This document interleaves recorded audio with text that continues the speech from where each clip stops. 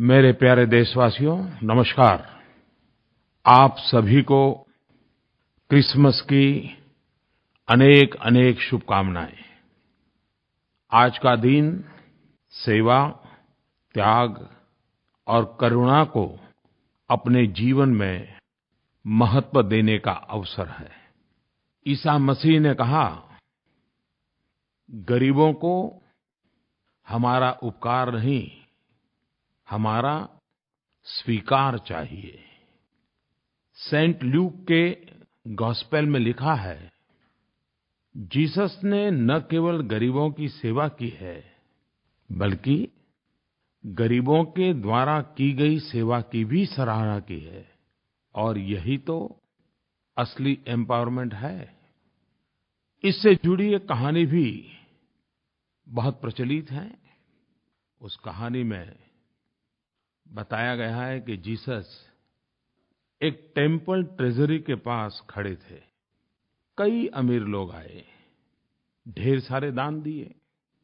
उसके बाद एक गरीब विधवा आई और उसने 2 तांबे के सिक्के डाले।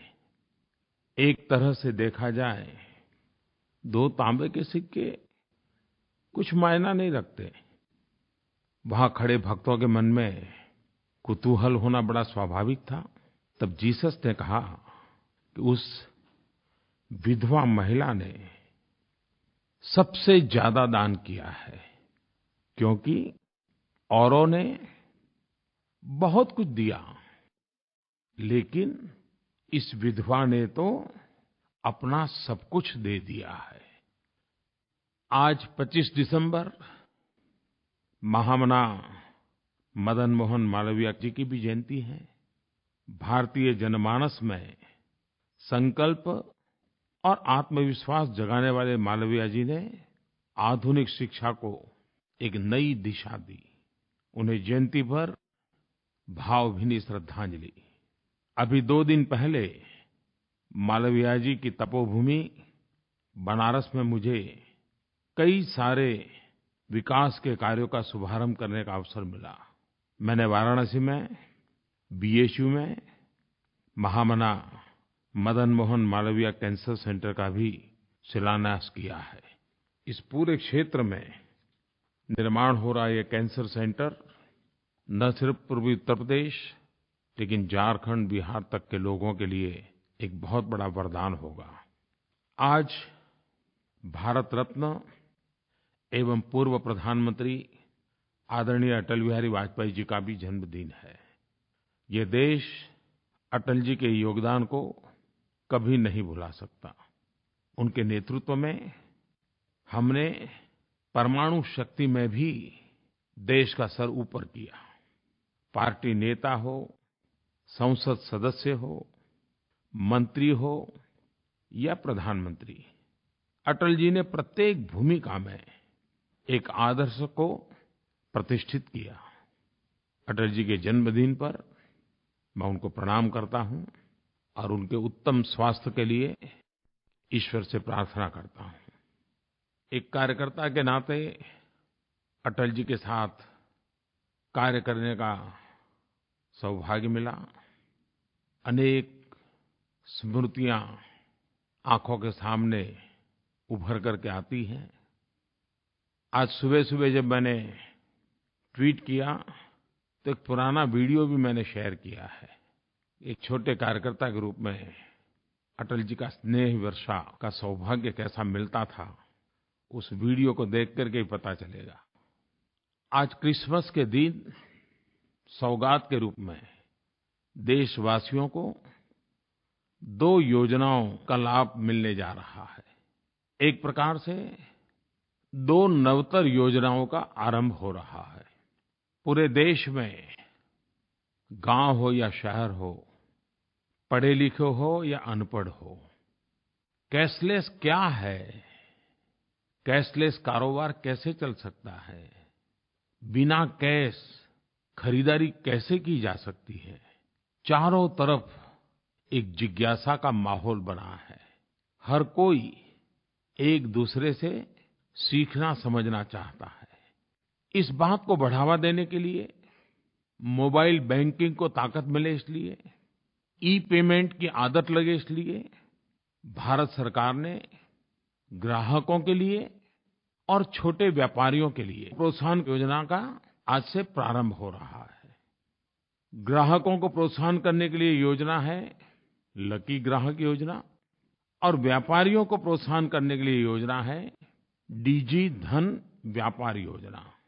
आज 25 दिसंबर को क्रिसमस की सौगात के रूप में 15,000 लोगों को ड्रॉ सिस्टम से इनाम मिलेगा और 15,000 के हर एक के खाते में एक-एक हज़ार रुपये का इनाम जाएगा। और ये सिर्फ आज एक दिन के लिए नहीं है, ये योजना आज से शुरू होकर के 100 दिन तक चलने वाली है। हर दिन 15,000 लोगों को एक-एक हज़ार रुपये का इनाम मिलने वाला है। 100 दिन में लाखों परिवारों तक करोड़ों रुपयों की सौगात पहुंचने वाली है। लेकिन ये इनाम के हकदार आप तब बनेंगे जब आप mobile banking, e-banking, RuPay card, UPI, USSD ये जितने डिजिटल भुगतान के तरीके हैं उनका उपयोग करोगे, उसी के आधार पर ड्रॉ निकलेगा। इसके साथ-साथ ऐसे ग्राहकों के लिए सप्ताह में एक दिन बड़ा ड्रॉ होगा जिसमें इनाम भी लाखों में होंगे। और 3 महीने के बाद 14 अप्रैल डॉक्टर बाबा साहब आम्बेडकर की जन्म जयंती है। उस दिन एक बम्पर ड्रॉ होगा जिसमें करोड़ों के इनाम होंगे। डिजी धन व्यापार योजना प्रमुख रूप से व्यापारियों के लिए है। व्यापारी स्वयं इस योजना से जुड़ें और अपना कारोबार भी कैशलेस बनाने के लिए ग्राहकों को भी जोड़ें। ऐसे व्यापारियों को भी अलग से इनाम दिए जाएंगे और ये इनाम हज़ारों की तादाद में है। व्यापारियों को अपना व्यापार भी चलेगा और ऊपर से इनाम का अवसर भी मिलेगा। ये योजना समाज के सभी वर्गों, खास करके गरीब एवं निम्न मध्यम वर्ग, उनको केंद्र में रख करके बनाई गई है। और इसलिए जो 50 रुपये से ऊपर खरीदते हैं और 3,000 से कम पैसों की खरीदी करते हैं, उन्हीं को इसका लाभ मिलेगा। 3,000 रुपये से ज्यादा खरीदी करने वाले को इस इनाम का लाभ नहीं मिलेगा।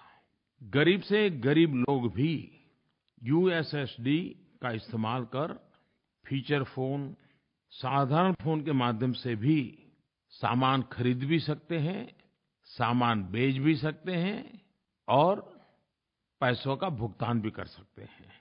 और वे सब इस इनाम योजना के लाभार्थी भी बन सकते हैं। ग्रामीण क्षेत्रों में भी लोग एईपीएस के माध्यम से खरीद बिक्री कर सकते हैं और वे भी इनाम जीत सकते हैं। कइयों को आश्चर्य होगा, भारत में आज लगभग 30 करोड़ रुपए कार्ड हैं, जिसमें से 20 करोड़ गरीब परिवार जो जनधन खाता वाले लोग हैं उनके पास है। ये 30 करोड़ लोग तो तुरंत इस इनामी योजना का हिस्सा बन सकते हैं। मुझे विश्वास है कि देशवासी इस व्यवस्था में रुचि लेंगे और आपके अगल-बगल में जो नौजवान होंगे वो जरूर इन चीजों को जानते होंगे।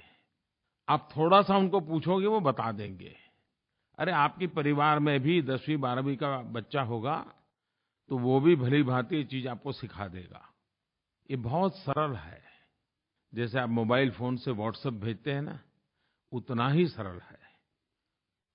मेरे प्यारे देशवासियों, मुझे ये जानकर के खुशी होती है कि देश में टेक्नोलॉजी का उपयोग कैसे करना, ई-पेमेंट कैसे करना, ऑनलाइन पेमेंट कैसे करना, इसकी जागरूकता बहुत तेजी से बढ़ रही है। पिछले कुछ ही दिनों में कैशलेस कारोबार, बिना नगद का कारोबार 200 से 300% बढ़ा है। इसको बढ़ावा देने के लिए भारत सरकार ने एक बहुत बड़ा फैसला लिया है। ये फैसला कितना बड़ा है इसका अंदाज तो व्यापारी बहुत अच्छी तरह लगा सकते हैं। जो व्यापारी डिजिटल लेनदेन करेंगे, अपने कारोबार में नगद के बजाय ऑनलाइन पेमेंट की पद्धति विकसित करेंगे, ऐसे व्यापारियों को इनकम टैक्स में छूट दे दी गई है। मैं देश के सभी राज्यों को भी बधाई देता हूँ, यूनियन टेरिटरी को भी बधाई देता हूँ। सबने अपने-अपने प्रकार से इस अभियान को आगे बढ़ाया है। आंध्र के मुख्यमंत्री श्रीमान चंद्रबाबू नायडू के अध्यक्षता में एक कमेटी भी बनाई है, जो इसके लिए अनेक योजनाओं पर विचार कर रही है। लेकिन मैंने देखा कि सरकारों ने भी अपने तरीक़े से कई योजनाएँ आरंभ की हैं, लागू की हैं। किसी ने मुझे बताया कि असम सरकार ने प्रॉपर्टी टैक्स और व्यापार लाइसेंस फी का डिजिटल भुगतान करने पर 10% छूट देने का निर्णय किया है। ग्रामीण बैंकों के ब्रांच अपने 75% उपभोक्ता से जनवरी से मार्च के बीच कम से कम 2 डिजिटल ट्रांजैक्शन करवाते हैं तो उन्हें सरकार की ओर से 50,000 रुपये इनाम मिलने वाले हैं। 31 मार्च 2017 तक अगर 100% डिजिटल ट्रांजैक्शन करने वाले गाँवों को सरकार की ओर से उत्तम पंचायत फॉर डिजी ट्रांजैक्शन के तहत 5 लाख रुपये का इनाम देने की उन्होंने घोषणा की है। उन्होंने किसानों के लिए डिजिटल कृषक शिरोमणि, असम सरकार ने ऐसे पहले 10 किसानों को 5,000 रुपया इनाम देने का निर्णय किया है, जो बीज और खाद की खरीद के लिए पूरी तरह डिजिटल भुगतान का इस्तेमाल करते हैं। मैं असम सरकार को बधाई देता हूँ, लेकिन इस प्रकार से इनिशिएटिव लिए सभी सरकारों को बधाई देता हूँ। कई ऑर्गेनाइजेशंस ने भी गाँव गरीब किसानों के बीच डिजिटल लेनदेन को बढ़ावा देने के कई सफल प्रयोग किए हैं। मुझे किसी ने बताया, GNFC, Gujarat Narmada valley fertilizer और केमिकल लिमिटेड, जो मुख्यतः खाद का काम करता है, उन्होंने किसानों को सुविधा हो इसलिए 1000 पॉश मशीन खाद जहाँ बेचते हैं वहाँ लगाए हैं और कुछ ही दिनों में 35,000 किसानों को 5 लाख खाद के बोरे डिजिटल भुगतान के माध्यम से कर दिए। और ये सब सिर्फ 2 हफ्ते में किया। और मजा ये है कि पिछले वर्ष की तुलना में जीएनएफसी की खाद की बिक्री में 27% बढ़ोतरी हुई है। भाइयों-बहनों, हमारी अर्थव्यवस्था में, हमारी जीवन व्यवस्था में इन्फॉर्मल सेक्टर बहुत बड़ा है और ज़्यादातर इन लोगों को मज़दूरी का पैसा, काम का पैसा या पगार नगद में दिया जाता है, कैश में सैलरी दी जाती है। और हमें पता है उसके कारण मज़दूरों का शोषण भी होता है। 100 रुपये मिलने चाहिए तो 80 मिलते हैं, 80 मिलने चाहिए तो 50 मिलते हैं। और इंश्योरेंस जैसे हेल्थ सेक्टर के दृष्टि से अन्य कई सुविधाएं होती हैं, उससे वो वंचित रह जाते हैं। लेकिन अब कैशलेस पेमेंट हो रहा है, सीधा पैसा बैंक में जमा हो रहा है। एक प्रकार से इन्फॉर्मल सेक्टर फॉर्मल में कन्वर्ट होता जा रहा है। शोषण बंद हो रहा है। कट देना पड़ता है तो वो कट भी अब बंद हो रहा है। और मजदूर को, कारीगर को, ऐसे गरीब व्यक्ति को पूरे पैसे मिलना संभव हुआ है। साथ-साथ अन्य जो लाभ मिलते हैं, वे लाभ का भी वो हकदार बन रहा है। हमारा देश तो सर्वाधिक युवाओं वाला देश है। टेक्नोलॉजी हमें सहज साध्य है। भारत जैसे देश ने तो इस क्षेत्र में सबसे आगे होना चाहिए। हमारे नौजवानों ने स्टार्टअप से काफ़ी प्रगति की है। ये डिजिटल मूवमेंट एक सुनहरा अवसर है।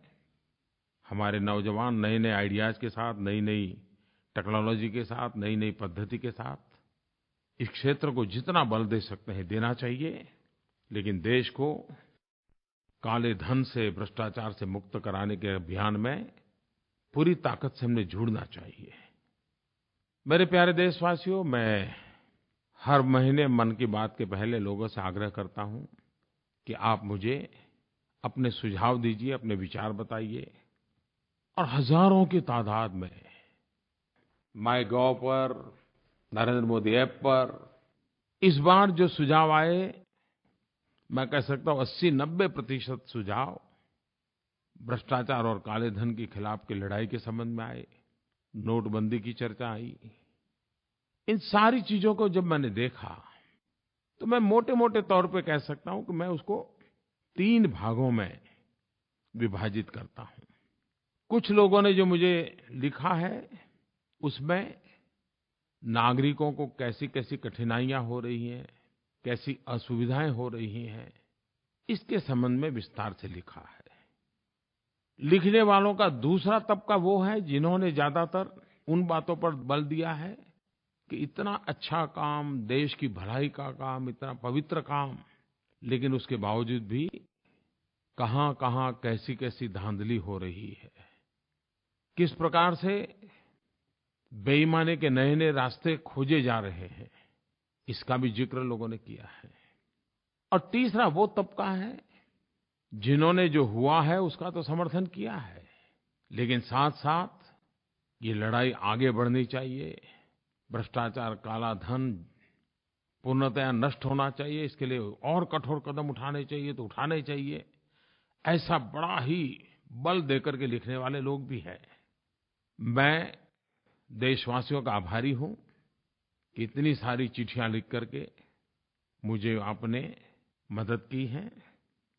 श्रीमान गुरु मणि केवल ने माइगोव पर लिखा है, काले धन पर लगाम लगाने का यह कदम प्रशंसा के योग्य है। हम नागरिकों को परेशानी हो रही है, लेकिन हम सब भ्रष्टाचार के खिलाफ़ लड़ रहे हैं और इस लड़ाई में हम जो सहयोग दे रहे हैं, उससे हम खुश हैं। हम भ्रष्टाचार, काला धन इत्यादि के खिलाफ़ मिलिटरी फोर्सेस की तरह लड़ रहे हैं। गुरु मणि केवल जी ने जो बात लिखी है, देश के हर कोने में से यही भावना उजागर हो रही है। हम सब इसको अनुभव कर रहे हैं। लेकिन ये बात सही है, जब जनता कष्ट झेलती है, तकलीफ झेलती है, तो कौन इंसान होगा जिसको पीड़ा न होती हो। जितनी पीड़ा आपको होती है, उतनी ही पीड़ा मुझे भी होती है। लेकिन एक उत्तम ध्येय के लिए, एक उच्च इरादे को पार करने के लिए साफ नियत के साथ जब काम होता है, तो एक कष्ट के बीच, दुःख के बीच, पीड़ा के बीच भी देशवासी हिम्मत के साथ डटे रहते हैं। ये लोग ही असल में एजेंट ऑफ चेंज, बदलाव के पुरोधा है। मैं लोगों को एक और कारण के लिए भी धन्यवाद देता हूँ कि उन्होंने न केवल परेशानियाँ उठाई हैं, बल्कि उन चुनिंदा लोगों को करारा जवाब भी दिया है जो जनता को गुमराह करने की कोशिश कर रहे हैं। कितनी सारी अफवाहें फैलाई गई। भ्रष्टाचार और काले धन जैसी लड़ाई को भी सांप्रदायिकता के रंग से रंगने का भी कितना प्रयास किया गया। किसी ने अफवाह फैलाई, नोट पर लिखे स्पेलिंग गलत है। किसी ने कह दिया नमक का दाम बढ़ गया है। किसी ने अफवाह चला दी 2000 के नोट भी जाने वाली है, 500 और 100 के भी जाने वाली है, ये भी फिर से जाने वाला है। लेकिन मैंने देखा, भांति-भांति अफवाहों के बावजूद भी देश नहीं हुआ है। इतना ही नहीं, कई लोग मैदान में आए, अपने क्रिएटिविटी के द्वारा, अपनी बुद्धि शक्ति के द्वारा अफवाह फैलाने वालों को भी बेनकाब किया, अफवाहों को भी बेनकाब कर दिया और सत्य ला करके खड़ा कर दिया। मैं जनता के इस सामर्थ्य को भी शत-शत नमन करता हूँ। मेरे प्यारे देशवासियों, ये मैं साफ अनुभव कर रहा हूँ, हर पल अनुभव कर रहा हूँ। जब 125 करोड़ देशवासी आपके साथ खड़े हो, तब कुछ भी असंभव नहीं होता है। और जनता जनार्दन ही तो ईश्वर का रूप होती है। और जनता के आशीर्वाद ईश्वर के ही आशीर्वाद बन जाते हैं। मैं देश की जनता को धन्यवाद देता हूँ, उन्हें नमन करता हूँ कि भ्रष्टाचार और काले धन के खिलाफ़ इस महायज्ञ में लोगों ने पूरे उत्साह के साथ भाग लिया है। मैं चाहता था कि सदन में भ्रष्टाचार और काले धन के खिलाफ़ जो लड़ाई चल रही है, राजनीतिक दलों के लिए भी, पॉलिटिकल फंडिंग के लिए भी व्यापक चर्चा हो। अगर सदन चला होता तो ज़रूर अच्छी चर्चा होती। जो लोग अफ़वाहें फैला रहे हैं कि राजनीतिक दलों को सब छूटछाट है, ये गलत है। कानून सबके लिए समान होता है, चाहे व्यक्ति हो, संगठन हो या राजनीतिक दल हो। हर किसी ने कानून का पालन करना ही होता है और करना ही पड़ेगा। जो लोग खुल करके भ्रष्टाचार और काले धन का समर्थन नहीं कर पाते हैं, वे सरकार की कमियां ढूंढने के लिए पूरी देर लगे रहते हैं। एक बात ये भी आती है, बार-बार नियम क्यों बदलते हैं? ये सरकार जनता जनार्दन के लिए है। जनता का लगातार फीडबैक लेने का प्रयास सरकार करती है। जनता जनार्दन को कहाँ कठिनाई हो रही है, किस नियम के कारण दिक्कत आती है, उसका क्या रास्ता खोजा जा सकता है। हर पल सरकार एक संवेदनशील सरकार होने के कारण जनता जनार्दन की सुख सुविधा को ध्यान में रखते हुए जितने भी नियम बदलने पड़ते हैं, बदलती है, ताकि लोगों की परेशानी कम हो। दूसरी तरफ मैंने पहले ही दिन कहा था, 8 तारीख को कहा था, ये लड़ाई असामान्य है। 70 साल से बेईमानी और भ्रष्टाचार के काले कारोबार में कैसी शक्तियाँ जुड़ी हुई हैं, उनकी ताकत कितनी है। ऐसे लोगों से मैंने जब मुकाबला करना ठान लिया है, तो वे भी तो सरकार को पराजित करने के लिए रोज नए तरीके अपनाते हैं। जब वो नए तरीके अपनाते हैं तो हमें भी तो उसके काट के लिए नया तरीका अपनाना पड़ता है। तू डाल डाल तो मैं पात पात, क्योंकि हमने तय किया है कि भ्रष्टाचारियों को, काले कारोबारों को, काले धन को मिटाना है। दूसरी तरफ कई लोगों के पत्र इस बात को लेकर के आए हैं, जिसमें किस प्रकार की धांधलियाँ हो रही हैं, किस प्रकार से नए-नए रास्ते खोजे जा रहे हैं, इसकी चर्चा है। मैं प्यारे देशवासियों को एक बात का हृदय से अभिनंदन करना चाहता हूँ। आज आप लोग टीवी पर, समाचार पत्रों में देखते होंगे, रोज नए-नए लोग पकड़े जा रहे हैं, नोटें पकड़ी जा रही हैं, छापे मारे जा रहे हैं, अच्छे-अच्छे लोग पकड़े जा रहे हैं। ये कैसे संभव हुआ है? मैं सीक्रेट बता दूं? सीक्रेट ये है कि जानकारियां मुझे लोगों की तरफ से मिल रही है। सरकारी व्यवस्था से जितनी जानकारी आती है, उससे अनेक गुना ज्यादा सामान्य नागरिकों से जानकारियां आ रही है। और ज्यादातर हमें सफलता मिल रही है, वो जन सामान्य की जागरूकता के कारण मिल रही है। कोई कल्पना कर सकता है, मेरे देश का जागरूक नागरिक ऐसे तत्वों को बेनकाब करने के लिए कितना रिस्क ले रहा है, और जो जानकारियां आ रही हैं उसमें ज्यादातर सफलता मिल रही है। मुझे विश्वास है कि सरकार ने इसके लिए जो एक ईमेल एड्रेस इस प्रकार की खबरें देना चाहते हैं उनके लिए बनाया है, उस पर भी भेज सकते हो, माइगोव पर भी भेज सकते हो। सरकार ऐसे सारे बुराइयों के साथ लड़ने के लिए प्रतिबद्ध है, और जब आपका सहयोग है तो फिर लड़ना बहुत आसान है। तीसरे पत्र लेखकों के ग्रुप ऐसा है, वे भी बहुत बड़ी संख्या में है। वो कहते हैं, मोदी जी थक मत जाना, रुक मत जाना, और जितना कठोर कदम उठा सकते उठाओ, लेकिन अब एक बार रास्ता पकड़ा है तो मंजिल तक पहुंचना ही है। मैं ऐसे पत्र लिखने वाले सबको विशेष रूप से धन्यवाद करता हूं, क्योंकि उनके पत्र में एक प्रकार से विश्वास भी है, आशीर्वाद भी है। मैं आपको विश्वास दिलाता हूं कि ये पूर्ण विराम नहीं है, ये तो अभी शुरुआत है। ये जंग जीतना है, और थकने का तो सवाल ही कहाँ उठता है, रुकने का तो सवाल ही नहीं उठता है। और जिस बात पर 125 करोड़ देशवासियों के आशीर्वाद हो, उसमें तो पीछे हटने का कोई प्रश्न ही नहीं उठता है। आपको मालूम होगा हमारे देश में बेनामी संपत्ति का एक कानून 1988 1988 में बना था, लेकिन कभी भी न उसके रूल्स नहीं बने, उसको नोटिफाई नहीं किया, ऐसे ही वो ठंडे बस्ते में पड़ा रहा। हमने उसको निकाला है और बड़ा धारदार बेनामी संपत्ति का कानून हमने बनाया है। आने वाले दिनों में वो कानून भी अपना काम करेगा। देश हित के लिए, जनहित के लिए जो भी करना पड़े, ये हमारी प्राथमिकता है। मेरे प्यारे देशवासियों, पिछली बार भी मन की बात में मैंने कहा था कि इन कठिनाइयों के बीच भी हमारे किसानों ने कड़ी मेहनत करके बुआई में पिछले साल का रिकॉर्ड तोड़ दिया। कृषि क्षेत्र की दृष्टि से ये शुभ संकेत है। इस देश का मजदूर हो, इस देश का किसान हो, इस देश का नौजवान हो, इन सब के परिश्रम आज नए रंग ला रहे हैं। पिछले दिनों विश्व के अर्थ मंच पर भारत ने अनेक क्षेत्रों में अपना नाम बड़े गौरव के साथ अंकित करवाया है। हमारे देशवासियों के लगातार प्रयासों का परिणाम है। अलग-अलग इंडिकेटर्स के जरिए भारत की वैश्विक रैंकिंग में बढ़ोतरी दिखाई दे रही है। वर्ल्ड बैंक की डूइंग बिजनेस रिपोर्ट में भारत की रैंकिंग बढ़ी है। हम भारत में बिजनेस प्रैक्टिसेस को दुनिया के बेस्ट प्रैक्टिसेस के बराबर बनाने का तेजी से प्रयास कर रहे हैं और सफलता मिल रही है।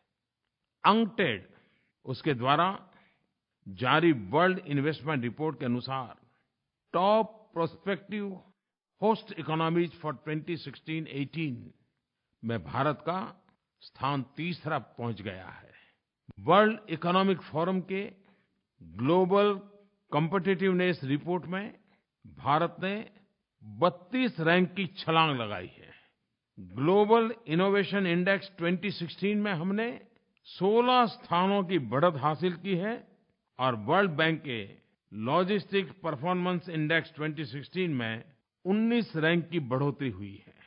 कई रिपोर्ट ऐसे हैं जिसके मूल्यांकन भी इसी ओर इशारा करते हैं। भारत तेजी से आगे बढ़ रहा है। मेरे प्यारे देशवासियों, इस बार संसद का सत्र देशवासियों की नाराजगी का कारण बना। चारों तरफ संसद के गतिविधि के संबंध में रोष प्रकट हुआ। राष्ट्रपति, उपराष्ट्रपति जी ने भी प्रकट रूप से नाराजगी व्यक्त की। लेकिन इस हालात में भी कभीकभी कुछ अच्छी बात भी हो जाती है और तब मन को एक बहुत संतोष मिलता है। संसद के हो हल्ले के बीच एक ऐसा उत्तम काम हुआ जिसकी तरफ देश का ध्यान नहीं गया है। भाइयों बहनों, आज मुझे इस बात को बताते हुए गर्व और हर्ष की अनुभूति हो रही है कि दिव्यांगजनों पर जिस मिशन को लेकर के मेरी सरकार चली थी, उससे जुड़ा एक बिल संसद में पारित हो गया। इसके लिए मैं लोकसभा और राज्यसभा के सभी सांसदों का आभार व्यक्त करता हूं। देश के करोड़ों दिव्यांगजनों की तरफ से आभार व्यक्त करता हूं। दिव्यांगों के लिए हमारी सरकार कमिटेड है। मैंने निजी तौर पर भी इसे लेकर मुहिम को गति देने की कोशिश भी की है।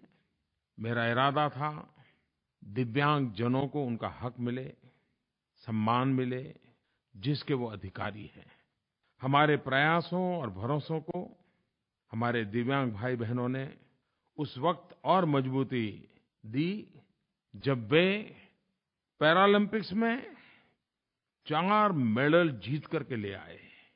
उन्होंने अपनी इस जीत से न केवल देश का मान बढ़ाया, बल्कि अपनी क्षमता से लोगों को आश्चर्यचकित भी कर दिया। हमारे दिव्यांग भाई बहन भी देश के हर नागरिक की तरह हमारी एक अनमोल विरासत है, अनमोल शक्ति है। मैं आज बेहद खुश हूँ कि दिव्यांगजनों के हित के लिए ये कानून पास होने के बाद दिव्यांगों के पास नौकरी के ज़्यादा अवसर होंगे। सरकारी नौकरियों में आरक्षण की सीमा बढ़ाकर के 4% कर दी गई है। इस कानून से दिव्यांगों की शिक्षा, सुविधा और शिकायतों के लिए विशेष प्रावधान भी किए गए हैं। दिव्यांगों को लेकर के सरकार कितनी संवेदनशील है, इसका अंदाज आप इस बात से लगा सकते हैं कि केंद्र सरकार ने पिछले 2 वर्ष में दिव्यांगजनों के लिए 4,350 कैंप लगाए, 352 करोड़ रुपयों की राशि खर्च करके 5,80,000 दिव्यांग भाई-बहनों को उपकरण बाँटे। सरकार ने यूनाइटेड नेशन की भावना के अनुरूप ही नया कानून पारित किया है। पहले दिव्यांगों की श्रेणी 7 प्रकार की हुआ करती थी, लेकिन अब कानून बना करके उसे 21 प्रकार की कर दी गई है। इसमें 14 नई श्रेणियां और जोड़ दी हैं। दिव्यांगों की कई ऐसी श्रेणियां शामिल की गई हैं जिसे पहली बार न्याय मिला है, अवसर मिला है।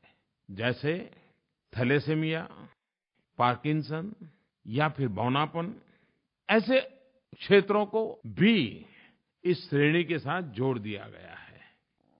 मेरे युवा साथियों, पिछले कुछ हफ्तों में खेल के मैदान में ऐसी खबरें आईं जिसने हम सबको गौरवान्वित कर दिया।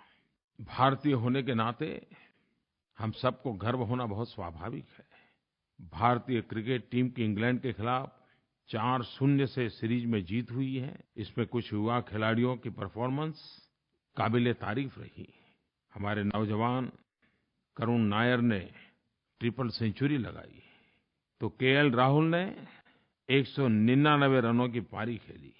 टेस्ट कप्तान विराट कोहली ने तो अच्छी बैटिंग के साथ-साथ अच्छा नेतृत्व भी दिया।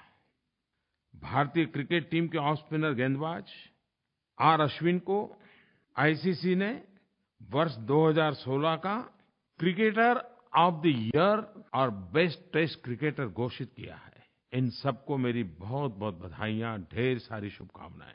हॉकी के क्षेत्र में भी 15 साल के बाद बहुत अच्छी खबर आई। जूनियर हॉकी टीम ने वर्ल्ड कप पर कब्जा कर लिया। 15 साल के बाद ये मौका आया है जब जूनियर हॉकी टीम ने वर्ल्ड कप जीता। इस उपलब्धि के लिए नौजवान खिलाड़ियों को बहुत-बहुत बधाई। ये उपलब्धि भारतीय हॉकी टीम के भविष्य के लिए शुभ संकेत है। पिछले महीने हमारी महिला खिलाड़ियों ने भी कमाल करके दिखाई। भारत की महिला हॉकी टीम ने एशियन चैम्पियन ट्रॉफी भी जीती और अभी कुछ ही दिन पहले अंडर 18 एशिया कप भारत की महिला हॉकी टीम ने ब्रोंज मेडल हासिल किया। मैं क्रिकेट और हॉकी टीम के सभी खिलाड़ियों को हृदय से बहुत-बहुत अभिनंदन करता हूँ। मेरे प्यारे देशवासियों, 2017 का वर्ष नए उमंग और उत्साह का वर्ष बने। आपके सारे संकल्प सिद्ध हो, विकास की नई ऊंचाइयों को हम पार करें, सुख चैन की जिंदगी जीने के लिए गरीब से गरीब को अवसर मिले, ऐसा हमारा 2017 का वर्ष रहे। 2017 के वर्ष के लिए मेरी तरफ से सभी देशवासियों को अनेक-अनेक शुभकामनाएं। बहुत-बहुत धन्यवाद।